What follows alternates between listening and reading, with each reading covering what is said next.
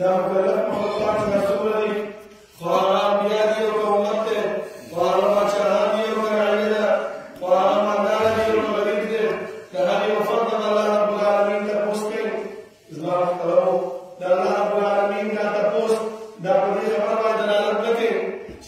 انسان په دنیا کې کوم عمل کوي کوم کار چې کوي نو الله رب العالمین دا هغې نه خبره دی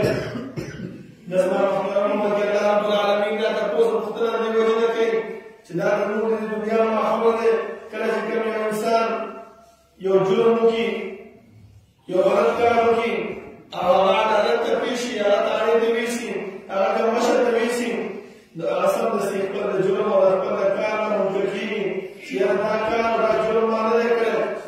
د دې د وجې الله رب العالمین موږ سره کرام کاتبین هم مقرر کړه هغه یې وکېنول چې زموږ د هر یو وړو وړو اعمال او د وړې وړې خبرې زموږ لیکي چې ښه خبرې هغه هم لیکي او چې بد خبرې هغه هم لیکي دا په دې وجې باندې چې سبا موږ د خپلو اعمالو نه منکر نه شو او که چېرته موږ منکر شو نو الله رب العالمین نبي کرامو کاتبین ته وایي چې هغه د دې هغه عملنامه راوړه د دې هغه رجسټر راوړه او دې د مخ ته کېنوه د انسان ته وایي چې وګوره دا هغه اعمال دي تا چې په دنیا کې کړي وو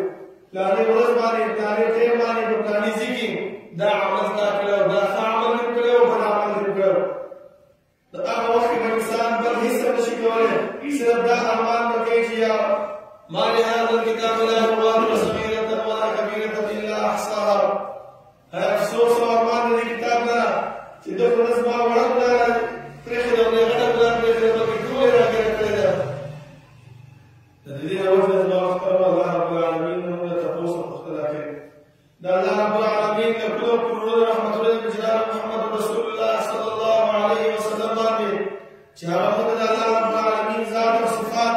د الله رب العالمین اسماء او احکام د الله رب العالمین د وحدانیت طریقې راښودلې او هغه لارې او هغه طریقې هم راښودلې په هغې باندې عمل کولو سره موږ د الله رب العالمین رضا او د الله رب العالمین جنت پرې حاصلولی شو او هغه لارې او هغه طریقې هم راښودلې چې د هغې د اجتناب سره په هغې باندې عمل نه کولو سره موږ د الله رب العالمین رضا د الله رب العالمین د جنت جهنم پرې بچوي زما محترمو الله رب العالمین چې موږ پیدا کړي یو د زموږ د پیدایش مقصد او غرض هغه بېکاره او مهمل نه و بلکې الله رب العالمین موږ د څه غرض لپاره د دنیا ته رالېږلي یو چې هغه غرض او هغه مقصد د بیانولو لپاره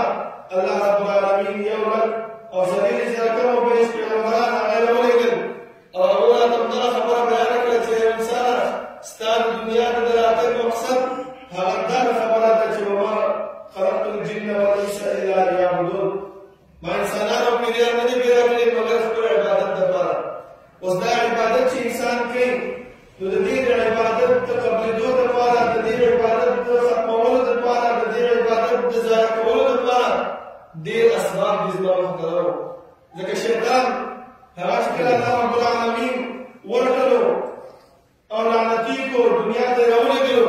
نو هغه وخت کې دې شیطان د الله رب العالمین سره یو وعده وکړه یو خبره ورته وکړله چې الله تا خو زه لعنتي کړم تا خو زه ورټلم تا زه دنیا ته ولېږلم خو یو خبره یاد وساته چې ما له د قیامت پورې مهلت راکړه ما له ژوند د قیامت پورې راکړه نو لأزيننهم في الأرض ولأغوينهم أجمعين دغه ستا بندګان دیو ته به دا بد عمل زه به ښایسته کومه او د سمې لارې نه به راوړم بیا ورته دا ویلې چې ثم لآتینهم من بین أیدیهم ومن خلفهم وعن أیمانهم وعن شمائلهم ولا تجد أکثرهم شاکرین ای الله لکه څنګه چې تاسو ورکړم تاسو جهنمي کړم تاسو لعنتي کړم دغه شان دې ستا بندګانو ته به زه د دې طرف نه د ګس طرف نه مخکې نه وروسته نه د بله نه هر طرف ته به ورځم او ډېر به ګناه کومه دیو ته به د ګناهۍ دا عمل دا په ښایسته ورته ښکاره کومه هغه ګناهۍ عمل کې زما محترمو دې انبیاو چې موږ ته ښودلی دی هغه یو ریاکاري ده دا ریاکاري داسې یو عمل دی چې زما محترمو انسان عمل کوي انسان ځان ستړی کوي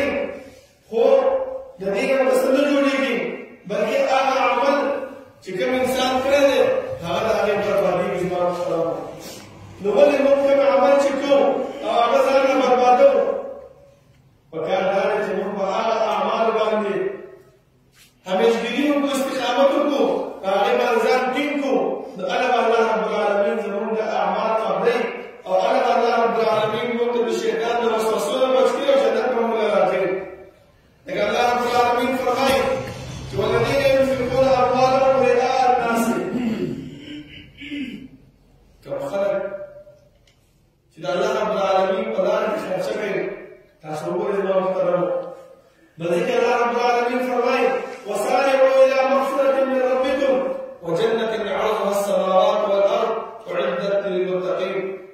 دا الله رب العالمین مغفرت او دا الله رب العالمین جنت طرف ته جلدیواله وکړي، مخکېواله وکړي، او دا داسې جنت دی چې د هغې پلنوالی د اسمانونو او ځمکو برابر دی. خو دا یو خبره یاد وساتئ، اعدت للمتقین، دا د متقیانو ته تیار کړی شوی دی. اوس د متقي صفت به الله ښیي درته.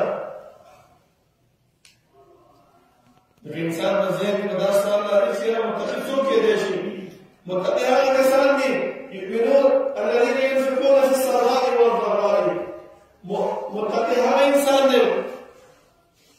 چې هغه خرچه کوي د الله رب العالمین په لار کې، په خوشحالۍ کې او په خفګان کې. ځکه زموږ خو عادت دا دی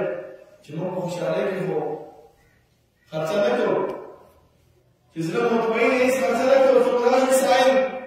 مړه ورته خپل کار کوي، او زه نه لیدلی بل کار بل څوک مې نه لیدلی، او ما نه راروانې، او چې کله راباندې مصیبت راشي، لږه بیماري راشي، او څوک راته وایي چې یاره صدقه ورکړه، نو به چې څه جیب کې راسره هغه ورکوو.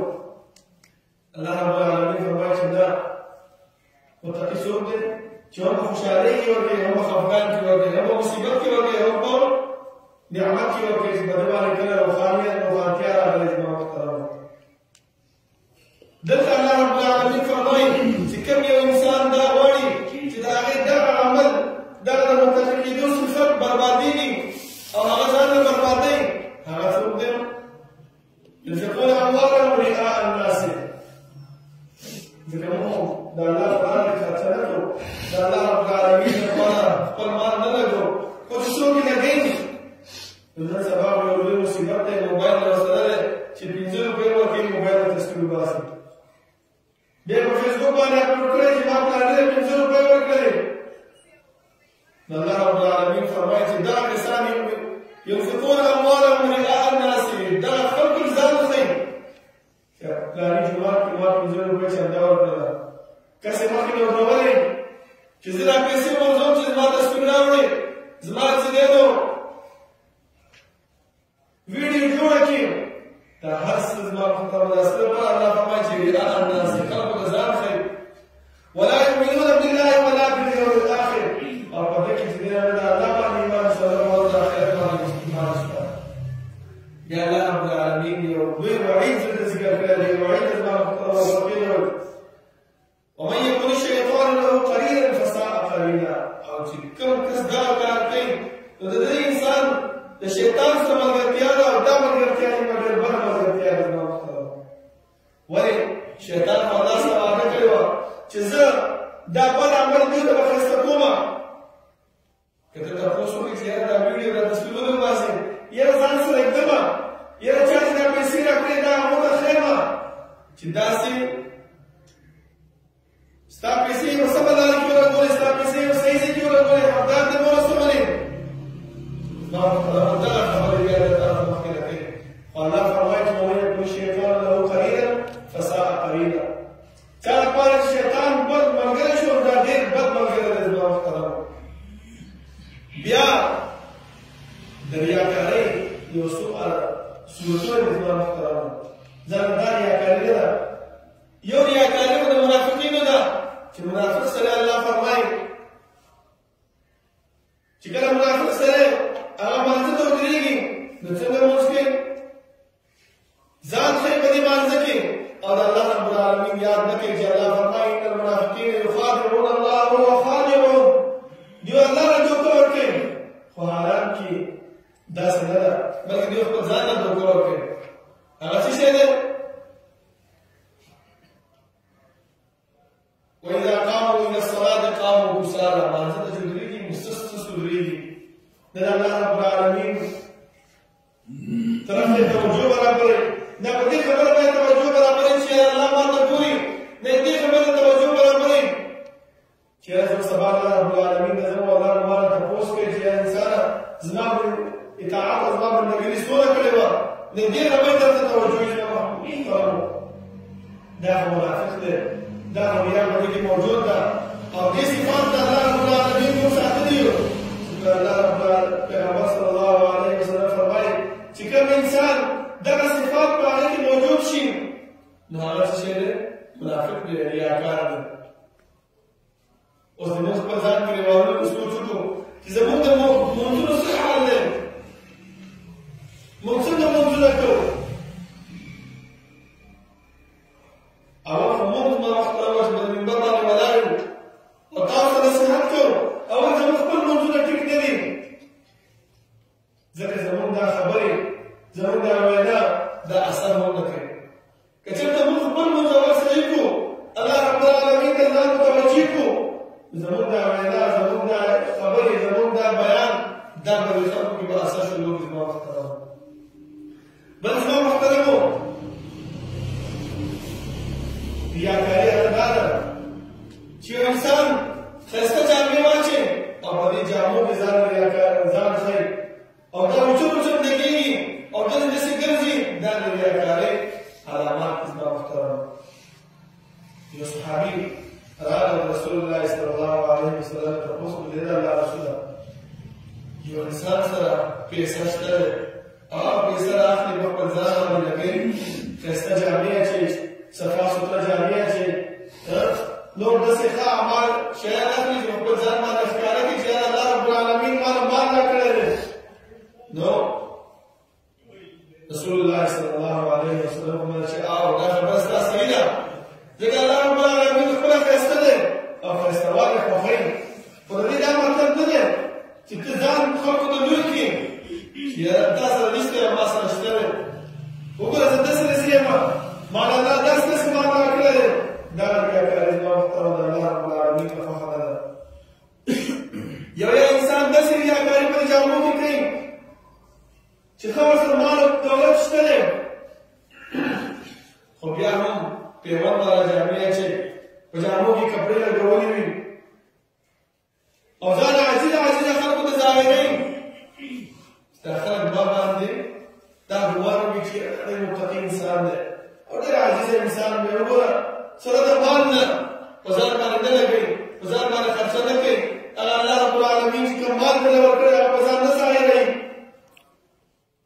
دا یو قسم د ریاکاري دی زما محترمو په خبرو کې هم ریاکاري ده بل صورت د خبرو دی چې انسان خبرې کوي نو لوی خبرې به کوي فخرانه خبرې به کوي ځان به په خلکو باندې اوچت کړي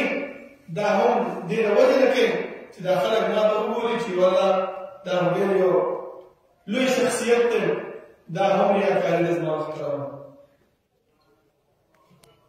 په عبادت کې ریاکاري دا نه چې یو انسان سستیا وکړي او بل انسان داسې کار وکړي چې جومات ته راځي داسې کمزوری کېږي ځان ګوټ کوي ځان داسې سست کوي خلکو ته دا خبره ظاهروي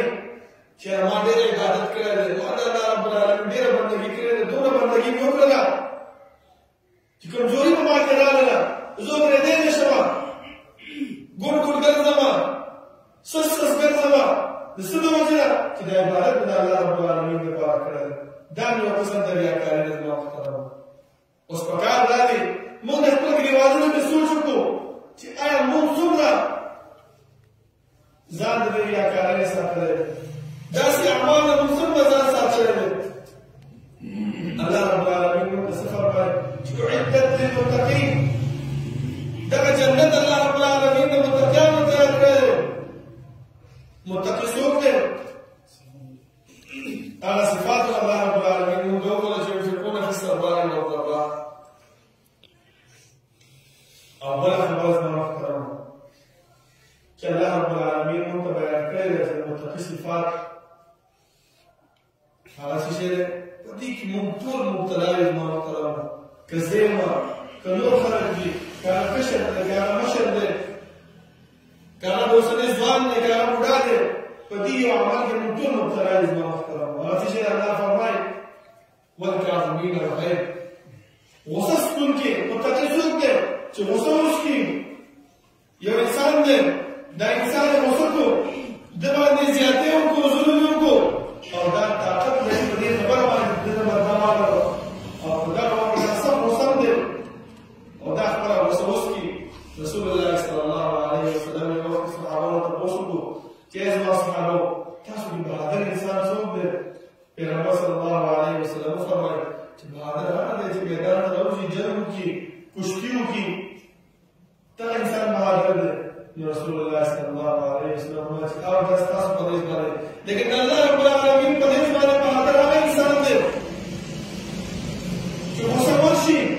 او په دې غوسه باندې دا طاقت هم لري چې د مخکیني نه بدله والي، نو د الله رب العالمین د رضا لپاره دا معاف کړي. دغه انسان طاقتور مهاجر دی.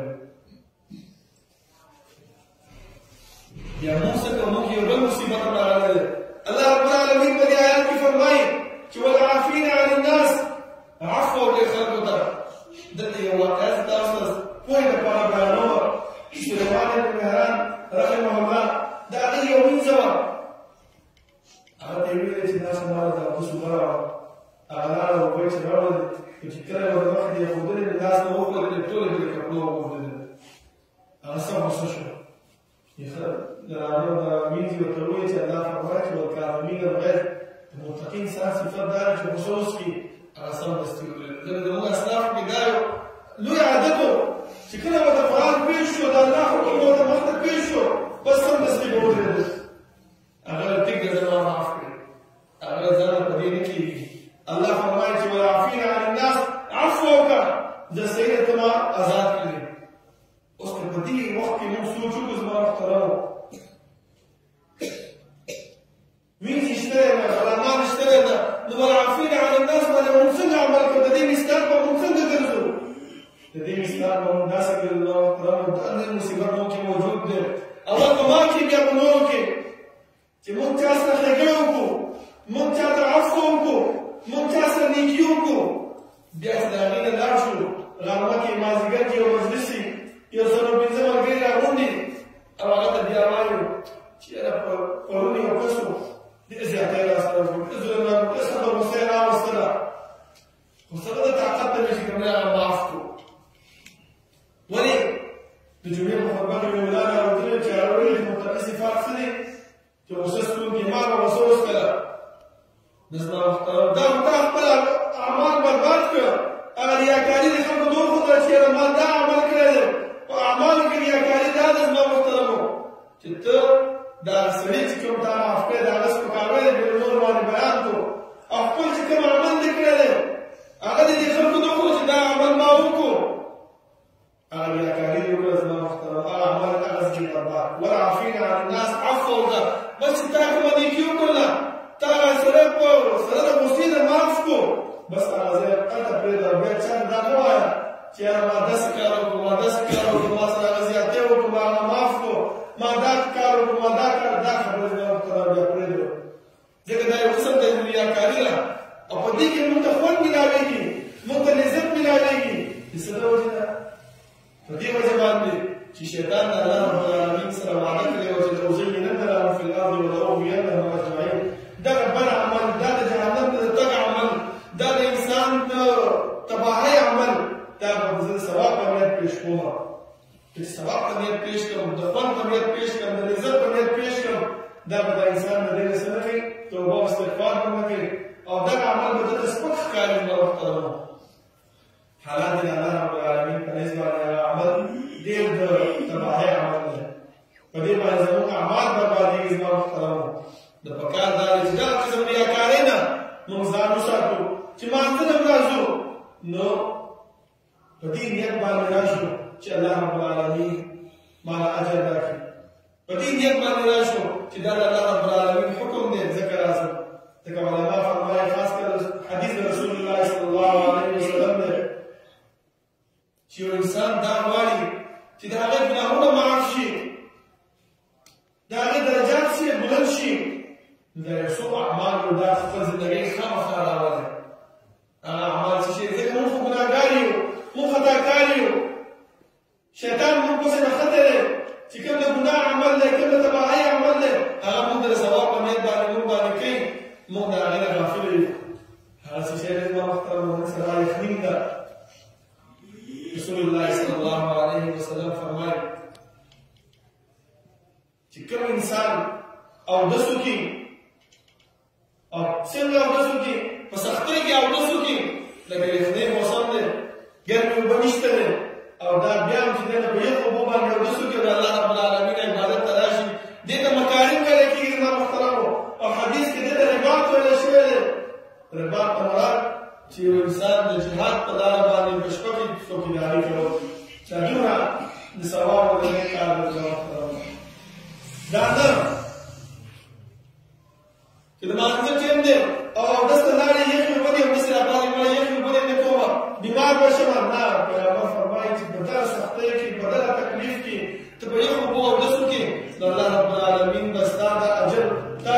درکې په دې باندې ستا یو درجه بلندوي ستا یو ګناه معاف کوي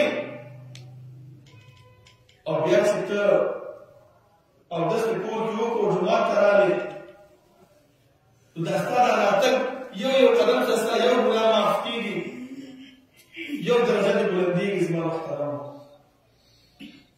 مونږ څه کوو مونږ کور کې اودس نه کوو جومات ته راځو ټیک دی جومات کې اودس باندې صحیح ده څه داسې باک نه وایم تاسو ته خو چې کوم هغه اجر پیغمبر مونږ ته ښودلی دی هغه اجر د مونږ محرومېږي زما محترمو بل زما محترمو بل عمل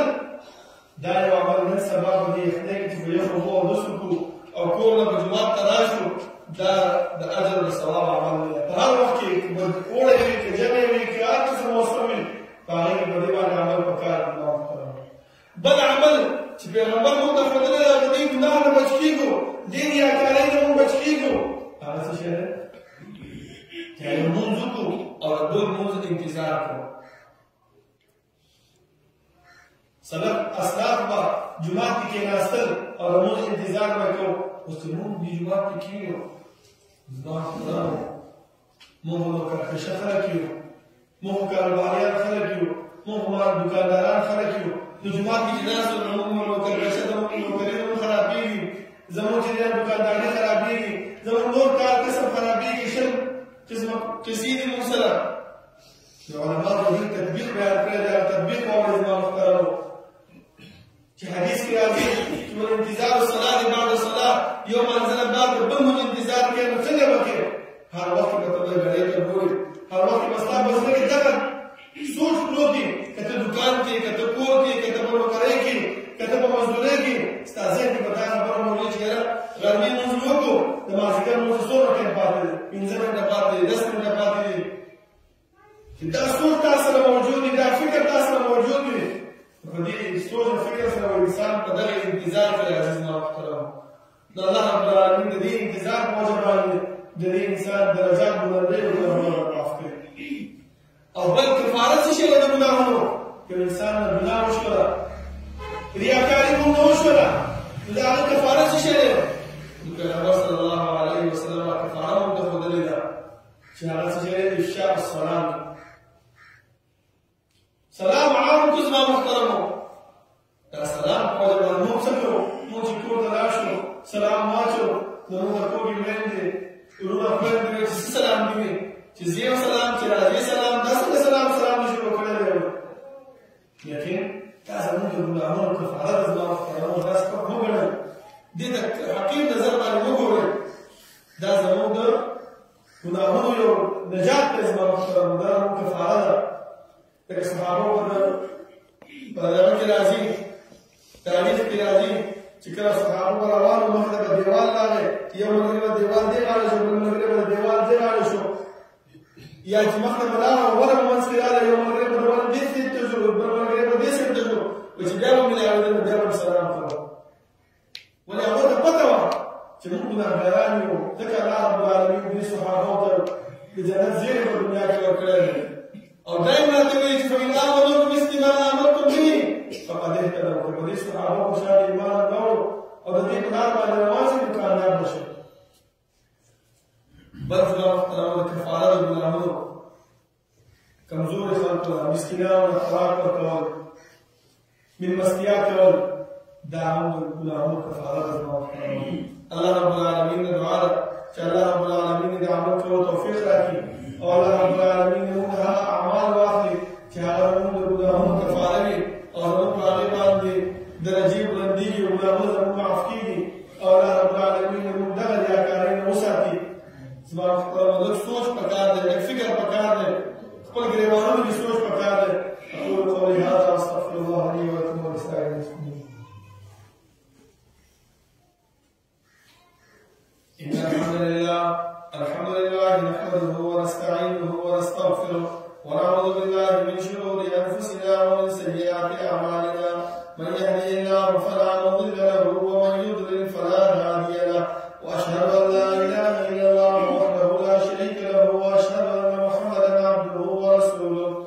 يا أيها الذين آمنوا اتقوا الله حق تقاته ولا تموتن إلا وأنتم مسلمون يا أيها الناس اتقوا ربكم الذي خلقكم من نفس واحدة وخلق منها زوجها وبث منهما رجالا كثيرا ونساء واتقوا الله الذي تساءلون به والأرحام إن الله كان عليكم رقيبا يا أيها الذين آمنوا اتقوا الله وقولوا قولا سديدا يصلح لكم أعمالكم ويغفر لكم ذنوبكم ومن يطع الله ورسوله فقد فاز فوزا عظيما أما بعد فإن خير الحديث كتاب الله وخير الهدي هدي محمد صلى الله عليه وسلم